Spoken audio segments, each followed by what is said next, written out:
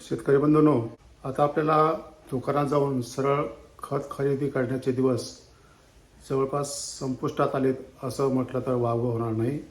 कारण केंद्र सरकारनं 5 जून 2026 पासून छत्रपती संभाजीनगर आणि कोल्हापूर या 2 जिल्ह्यामध्ये शेतकऱ्यांनी जर ऑनलाईन बुकिंग केली तरच खताचा पुरवठा होणार आहे.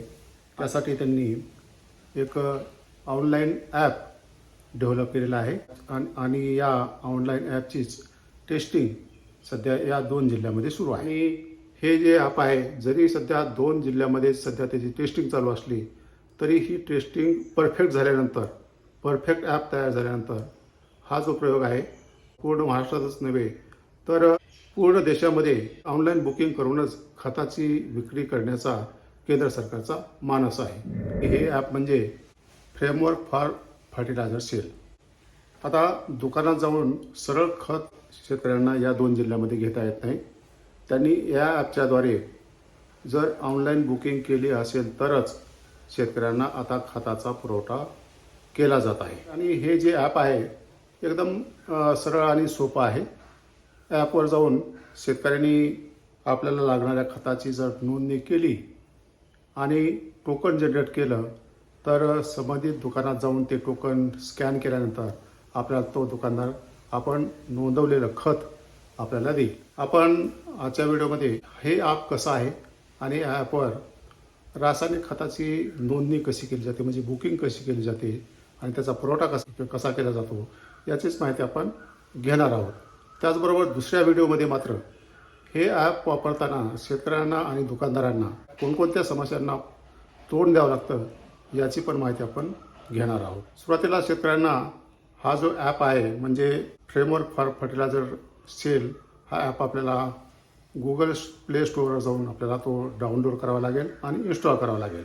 हा जो ॲप आहे तो आपल्या स्वतःच्या मोबाईलवर करता येईल किंवा शेतकऱ्याकडे जर मोबाईल नसेल इतरांच्या मोबाईलवरून सुद्धा आपल्याला लागणाऱ्या खताची ऑनलाईन बुकिंग करता येईल. ज्यावेळेस आपण हा ॲप ओपन करतो त्यावेळेस आपल्याला अशा प्रकारची स्क्रीन पाहायला मिळेल आणि या स्क्रीनच्या शेवटी गेट स्टार्टेड म्हणून क्लिक केलं की आपला ॲप जो आहे नोंदणीसाठी तयार राहील. आपण जर स्क्रीनवर पाहिलं तर या ॲपमध्ये लॉग इन होण्यासाठी 2 मार्ग आहेत.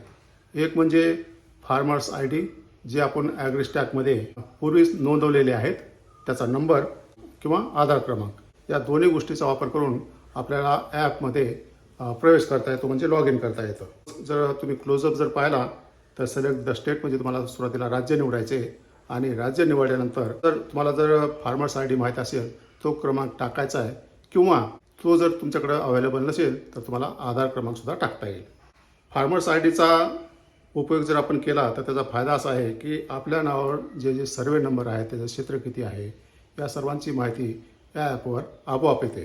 फार्मर्स IDचा वापर केल्यानंतर आपल्याला सरळ खताची पण नोंदणी करता येते. मला स्क्रीनवर दिसत असेल रामसिंग नावाचे जे शेतकरी आहेत त्यांचा एक सर्वे नंबर दिसतोय 48 आणि त्याचं 2 हेक्टर क्षेत्र आहे. आणि सर्वात शेवटी माय फार्मवर जर आपण क्लिक केलं तर आपल्याला कोणत्या पिकासाठी आपल्याला खत पाहिजे ते पीक निवडून, कोणतं खत पाहिजे ते खत निवडून आपण कोणत्या दुकानावर आपण हे खत घेणार आहात हे जर सिलेक्ट केलं तर आपल्याला या खताची नोंदणी करता येते. जर शेतकऱ्याकडे फार्मर ID नसेल तर तुम्हाला आधार कार्डचा नंबर जो आहे तो एंटर करून आपल्याला लॉग इन करावं लागेल. यासाठी आपल्याला सुरुवातीला तुम्ही कोणत्या राज्यामधले आहेत ते राज्य निवडावं लागेल. त्यानंतर आपल्याला आधार क्रमांक टाकावा लागेल आणि आधार क्रमांक टाकल्यानंतर आपली जी आयडेंटिटी आहे ती ओळख पटवण्यासाठी आपल्याला आपल्या चेहऱ्याचा फोटो काढावा लागेल आणि तो मॅच करावा लागेल. मॅच केल्यानंतर आपल्याला एक OTP येईल आणि OTP आपण त्यात टाकल्यानंतर आपली ओळख पटवून आपल्याला खताची जी नोंदणी करायची त्याच्या पुढच्या पायरीवर आपल्याला जाता येईल. आपण OTP एंटर केला आणि तो सबमिट केला की आपल्याला अशा प्रकारची स्क्रीन दिसेल. त्यामध्ये शेतकऱ्याची श्रेणी निवडा म्हणून सांगितलं जाईल आणि या शेतकऱ्याच्या श्रेणीमध्ये 2 प्रकारच्या श्रेणी आहेत. एक म्हणजे स्वतःच्या मालकीची जमीन असणारे शेतकरी, म्हणजे ज्यांच्या नावावर सातबारा आहे, किंवा मी कायदेशीर या शेतीचा मालक आहे किंवा वारसदार आहे. मी मालक आहे परंतु खरेदी जी आहे ती अद्यावत त्याची नोंदणी झालेली नाही, ही पहिली श्रेणी आहे. आणि दुसरी जी श्रेणी आहे ती म्हणजे बटाईदारांची, म्हणजे स्वतः शेतकरी शेती करत नाहीत परंतु कोणाला तरी बटाईने दिलेली आहे, खंडाने दिलेली आहे, किंवा काही काही शेतकरी वनहक्क पट्टाधारक असतील, काही देवस्थानांची इनामी जमीन असेल, काही केविकेची जमीन असेल, किंवा एखाद्या शासकीय संस्था निमशासकीय संस्थेची जमीन असेल, किंवा काही जमीन सामूहिक असेल. या 2 श्रेणीपैकी आपण कोणत्या श्रेणीमध्ये येतो त्याची निवड करावी लागेल.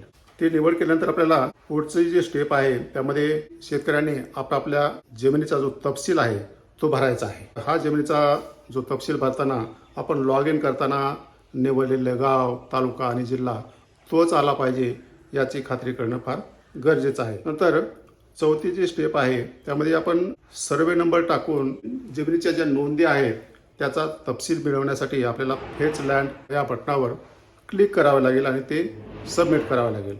तुम्हाला माहिती आहे की आपल्याकडे अनेक सर्वे नंबर पण असतात. एक आता वरच्या बाजूला तुम्ही एक सर्वे नंबर तुम्ही निवडला असेल, परंतु आणखी तुम्हाला दुसरा सर्वे नंबर निवडायचा असेल तर तुम्हाला ॲड लँड रेकॉर्ड या बटणावर क्लिक करावं लागेल आणि ते सर्वे नंबर टाकून तुम्हाला ते सेव्ह करावे लागतील ते survey number.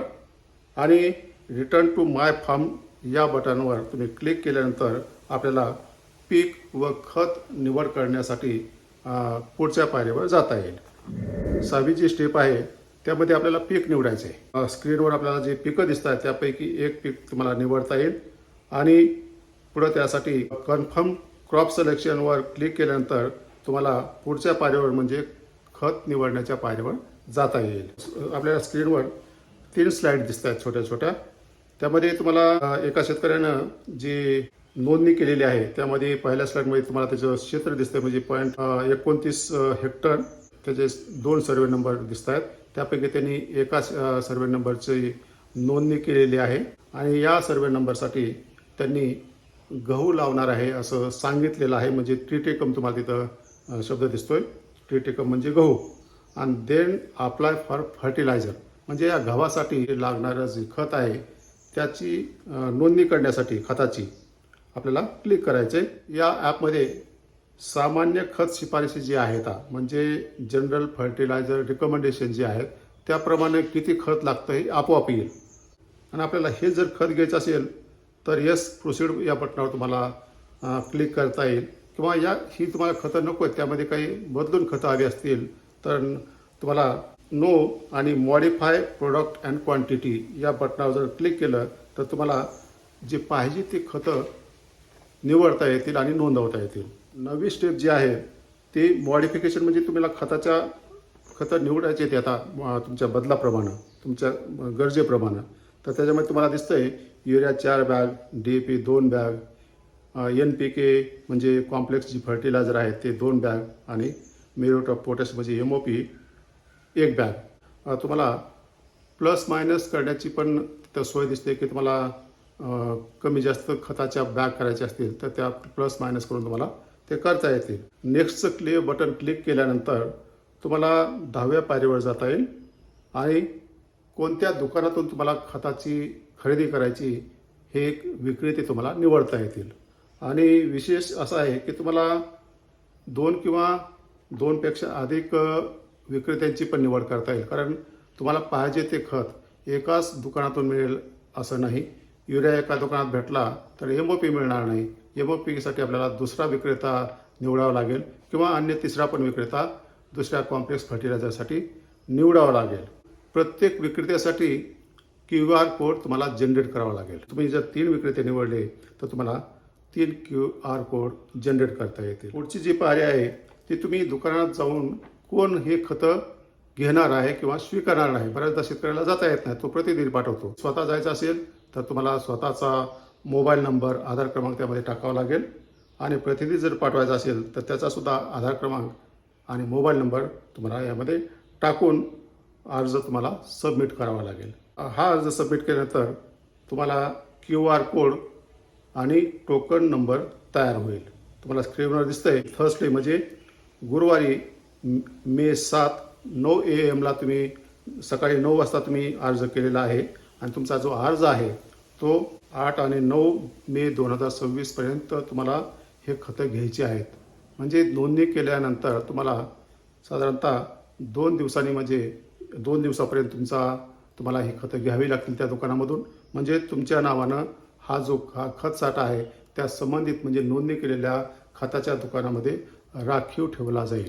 QR code generate झालेला आहे किंवा टोकन तयार झालेलं आहे ते तुम्हाला तुमच्या मोबाईलमध्ये सेव्ह करून ठेवायचे आणि त्यानंतर तुमच्या सवडीप्रमाणे म्हणजे या 2-3 दिवसामध्ये तुम्हाला त्या दुकानामध्ये जाऊन तुम्हाला हा QR कोड किंवा टोकन नंबर तुम्हाला त्या दुकानदाराला दाखवायचा आहे. विशेष असा आहे की तुम्हाला एखाद्या वेळेस तुम्हाला नोंदणी केलेली जर कॅन्सल करायची असेल खताची ते पण तुम्हाला करता येईल. आणि दुकानदाराकडे गेल्यानंतर तुमचा जो QR कोड आहे किंवा टोकन नंबर आहे तो त्याच्या पॉस मशीनवर स्कॅन करेल आणि स्कॅन केल्यानंतर त्या दुकानदाराला तुम्ही ऑनलाईन बुकिंग केलेली खतं दिसतील आणि ते खतं तुम्हाला पैसे देऊन पावती बनवून तुम्हाला देईल. तर असं हे ॲप आहे.